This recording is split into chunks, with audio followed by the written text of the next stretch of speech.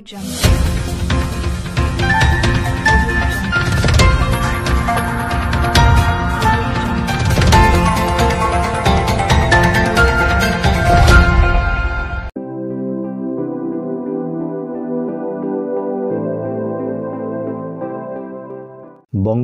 সমস্ত দর্শক বন্ধুদের স্বাগত। আজকের প্রতিবেদনের বিষয় বিশ্বের অন্যতম অভিশপ্ত রত্ন কোহিনূরের রহস্য আজও অমীমাংসিত। আমরা প্রতি রবিবার নতুন প্রতিবেদন তুলে ধরার চেষ্টা করব। আপনারা শেয়ার করুন, মতামত লিখে জানান। ব্রিটিশ সম্রাজ্ঞী ভিক্টোরিয়া কোহিনূরকে তার মুকুটে ধারণ করতে শুরু করেন এবং আশ্চর্য, সেই সময় থেকে ব্রিটিশ সাম্রাজ্যের বৈভবও বাড়তে শুরু করে। মনে রাখতে হবে, সেই অভিশাপ কিন্তু নারীকে কোহিনূরের কুপ্রভাবের আওতার বাইরে রেখেছিল।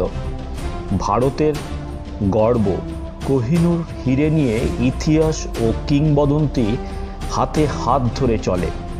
একদিকে বারবার হস্তান্তরিত হওয়া এই রত্নের আশ্চর্য ইতিবৃত্ত, অন্যদিকে সেই হস্তান্তরের কাহিনীর সঙ্গে যুক্ত এক অভিশাপের পুনরাবৃত্তি এই রত্নকে তার প্রকৃত মূল্যের চাইতেও দামি করে রেখেছে। ব্রিটিশ সাম্রাজ্যের মুকুটে তার শোভা পাওয়া অথবা মাঝে মাঝেই তাকে ভারতে ফিরিয়ে আনার দাবিকে ম্লান করে দেয় এই রত্নের অভিশাপের কাহিনী।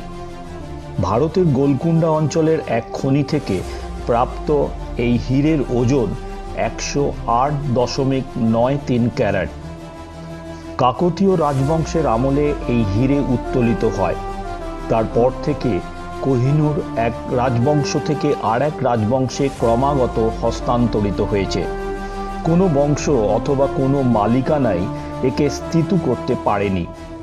এই অস্থিরতার পিছনে নাকি ক্রিয়াশীল রয়েছে এক মারাত্মক অভিশাপ। 1306 খ্রিস্টাব্দের এক হিন্দু গ্রন্থে উল্লেখিত হয়েছে, এই হীরে যার হস্তগত হবে তিনি পৃথিবী শাসন করবেন, কিন্তু সেই সঙ্গে তাকে তাড়া করে বেড়াবে চূড়ান্ত দুর্ভাগ্য। একমাত্র ভগবান ও কোনো নারী যদি এই রত্ন ধারণ করেন, তিনি এই অভিশাপ থেকে রেহাই পাবেন। সেই কাল থেকেই কোহিনূরের ইতিহাস রণরক্ত, সফলতা, নিষ্ফলতার এক জটিল বুনট। মহারানী ভিক্টোরিয়ার অধিকারে যাওয়ার আগে ক্রমাগত হত্যা, ষড়যন্ত্র, সিংহাসনচ্যুতি লিপ্ত হয়ে রয়েছে এর অনুষঙ্গে। এই অবকাশে একটু চোখ বোলানো যেতে পারে কোহিনূরের যাত্রাপথে। 1200 থেকে 1300 সাল পর্যন্ত এই হীরে হাত ঘুরেছে ইলবাড়ি তুর্কিদের, খলজিদের, সৈয়দ এবং লোদিদের। লক্ষ্য করার বিষয়, প্রত্যেক বংশই মারাত্মক হিংসার মাধ্যমে উৎখাত হয়েছে। 1306 সালে মালবের রাজা এটি হস্তগত করেন, কিন্তু কিছুদিনের মধ্যেই এটি চলে যায় মোহাম্মদ বিন তুগলকের হাতে। দিল্লি সুলতানের বিভিন্ন হাত ঘুরে শেষ পর্যন্ত এটি পৌঁছায় মুঘলদের জিম্মায়। গোটা সুলতানি পর্ব জুড়ে লেগেছিল নিরন্তর যুদ্ধ, গুপ্তঘাত, ষড়যন্ত্র ইত্যাদি। 1525-এ কোহিনূর এসে পৌঁছয় মুঘল সম্রাট বাবরের হাতে। মুঘল সাম্রাজ্যের ইতিহাসেও গোড়া থেকেই রক্তপাত নৈমিত্তিক হয়ে রয়েছে।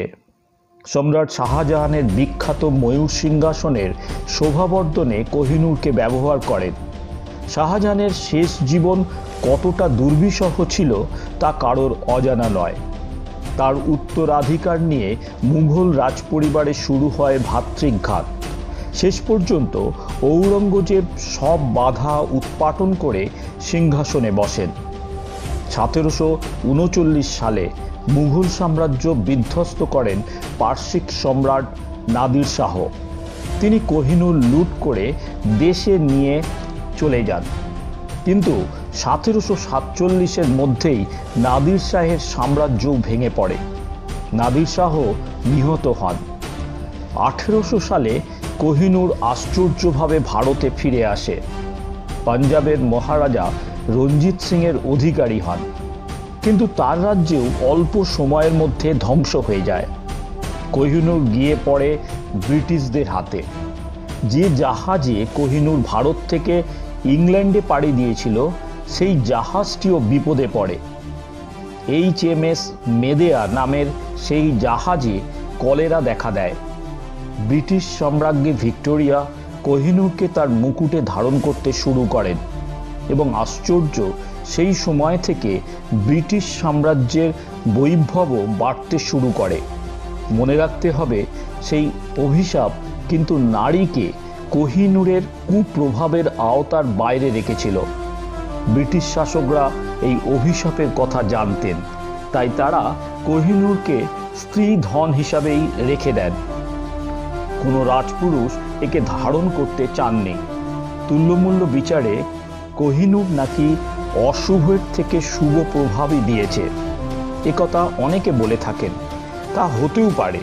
কোহিনূর মালিকদের মধ্যে অনেকেই ক্ষমতার শীর্ষে উঠেছিলেন, একথা অস্বীকার করা যাবে না কিছুতেই। কিন্তু সেই সঙ্গে একথাও মনে রাখতে হবে, সেই সাফল্য নেহাতি রক্তপাতহীন ছিল না।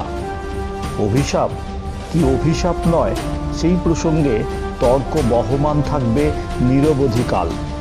কোহিনূর থেকে যাবে তার কার্বন কাঠিন্যের গাম্ভীর্যে নিরুত্তর।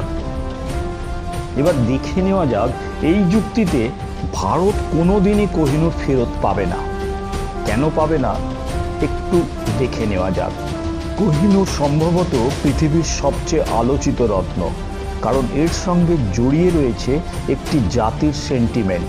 কিন্তু ভারতীয় জনগণ যতই চান, যেসব যুক্তি দেওয়া হচ্ছে তাতে এই রত্ন ফেরত পাওয়ার আশা দূরস্ত। ব্রিটিশ সাম্রাজ্যবাদ কবেই ধুয়ে মুছে শেষ। ভারত ও ব্রিটেনের মধ্যে এখন করমর্দনের সম্পর্ক। তবু কোহিনূর নিয়ে বিতর্কে আজও সরগরম পাড়ার রক থেকে সোশ্যাল মিডিয়া। কোহিনূর ভারতকে ফেরত দিয়ে দেওয়া উচিত কি উচিত নয়, সেই বিতর্কে নতুন করে অগ্নিসংযোগ করেছিলেন শশী থারুর। গত বছর অক্সফোর্ড ইউনিয়নে স্পিচ দিতে গিয়ে তার সেই আলোড়ন ফেলে দেওয়া বক্তব্যের পরিপ্রেক্ষিতে ভারতীয় বংশোদ্ভূত ব্রিটিশ সাংসদ কেইথ ভাজ হঠাৎ বলে বসেন যে ব্রিটেনের উচিত ভারতকে কোহিনূর ফেরত দিয়ে দেওয়া। এই মন্তব্যটি তিনি আবার নরেন্দ্র মোদীর ব্রিটেন সফরকালে করেন। তারপর থেকেই আবার কোহিনূর ইস্যুটি উস্কে ওঠে। শুধু এই বিখ্যাত হিরেটিই নয়, টিপু সুলতান, বাহাদুর শাহ জাফর, ঝাঁসির রানী, এমন বহু ভারতীয় রাজাদের লুণ্ঠিত ধনসম্পদ ফেরত দেওয়ার দাবি নিয়ে সম্প্রতি একটি জনস্বার্থ মামলা দায়ের করা হয়েছে। এর পরিপ্রেক্ষিতেই ভারতের সংস্কৃতি মন্ত্রকের পক্ষ থেকে আজ জানানো হয়েছে যে কোহিনূর কখনোই ভারত দাবি করতে পারে না, কারণ মহারাজা রঞ্জিত সিং এই অমূল্য রত্নটি ইস্ট ইন্ডিয়া কোম্পানিকে উপহার দিয়েছিলেন। সেই অর্থে কোহিনূর ব্রিটেন দ্বারা লুণ্ঠিত নয়, তাই সেই যুক্তিতে ভারত ফেরত চাইতে পারে না কোহিনূর। প্রতিবেদনটি কেমন লাগলো অবশ্যই মতামত জানান এবং শেয়ার করুন। যারা এখনো সাবস্ক্রাইব করেননি তারা অবশ্যই সাবস্ক্রাইব করুন ও বেল আইকন ক্লিক করুন।